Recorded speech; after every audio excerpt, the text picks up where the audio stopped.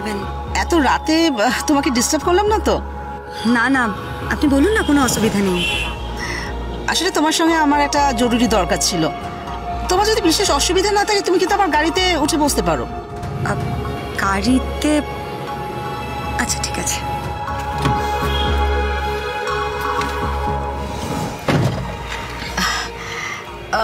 অলোক, তুমি একটু বাইরে গিয়ে দাঁড়াও না।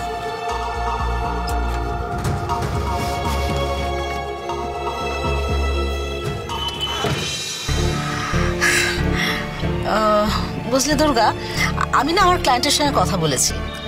আমি ওকে বললাম যে এটা হতে পারে যে তোমাদের মধ্যে প্রেমটা ভেঙে গেছে, দুজনের মধ্যে একটা তিক্ততা সৃষ্টি হয়েছে, কিন্তু কি হবে বলো তো এই ঝামেলা পুষে রেখে দুজনের মধ্যে।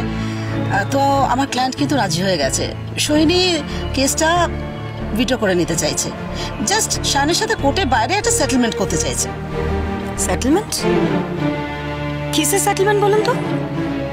আপনার ক্লায়েন্ট দিনের পর দিন ধরে আমার ক্লায়েন্টকে ব্ল্যাকমেল করেছে, ভয় দেখিয়ে টাকা আদায় করেছে। এই সব কিছু কিন্তু আমি কোর্টে প্রমাণ করে দেব। আর শুধু তাই নয়, সোহিনীর এরকম অনেক কীর্তির প্রমাণ আমার কাছে আছে।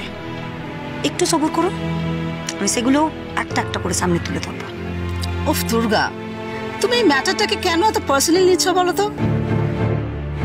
আচ্ছা আচ্ছা বেশ, আমি তর্কের খাতেই মেনে নিচ্ছি যে সোহিনী সায়নকে ব্ল্যাকমেল করেছে। তাহলে লাস্ট 4 মাসে সায়ন যে টাকাটা সোহিনীকে দিয়েছে সেটাও ফেরত দিয়ে দেবে সায়নকে, বাস হয়ে গেল। আমি ভাবছি সোহিনীর হঠাৎ করে এরকম শুভবুদ্ধি কি করে উদয় হলো বলুন তো? দুর্গা, তোমার আরেকটু বয়সটা বাড়লে তুমি ঠিক বুঝতে পারবে। দিনের শেষে সব মানুষই চায় একটা সমঝোতা করে নিতে। কেউ কিন্তু দীর্ঘদিন ধরে তিক্ততা বয়ে বেড়াতে ভালোবাসে না। আমিও সেটাই ভাবছিলাম। এই বুদ্ধিটা সোহিনীর নয়, বরং আপনার পাকা মাথার। মানে ঠিক বুঝলাম না তো। মানে আপনার পাকা মাথায় এটা অন্তত ঢুকে গেছে যে আপনি আর কোনোভাবেই আপনার ক্লায়েন্টকে ডিফেন্স করতে পারবেন না।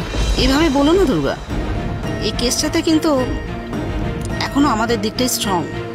দেখো দুর্গা, তোমরা যদি 2 পা এগো, আমরা কিন্তু 5 পা এগোতে রাজি আছি। It's a fair deal. আর সায়ন তো ওর টাকা ফেরত পেয়ে যাচ্ছে। বিষয়টা শুধু টাকার নয় ম্যাডাম। এই ঘটনায় আমার ক্লায়েন্ট সায়নের যে সম্মানহানি হয়েছে, শুধু সায়নের নয়, সায়নের গোটা পরিবারের সম্মানে আঘাত লেগেছে। ওর মা এমন শক পেয়েছে যে তিনি অসুস্থ হয়ে পড়েছেন।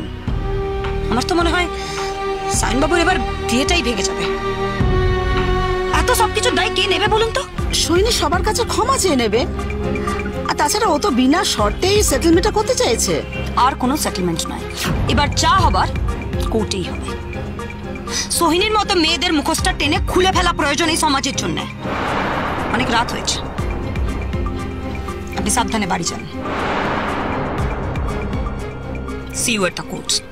Okay. See you at the court.